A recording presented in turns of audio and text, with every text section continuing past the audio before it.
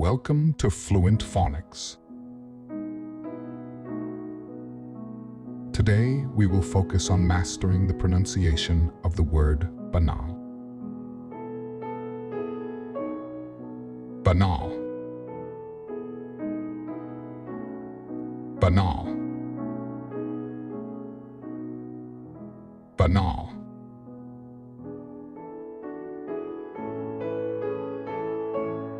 Here's an example of how one might use it in a sentence.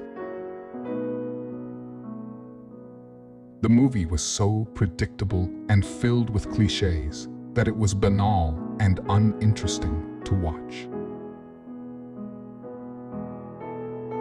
Banal means lacking originality or freshness and being uninteresting or trite due to its common or overused nature.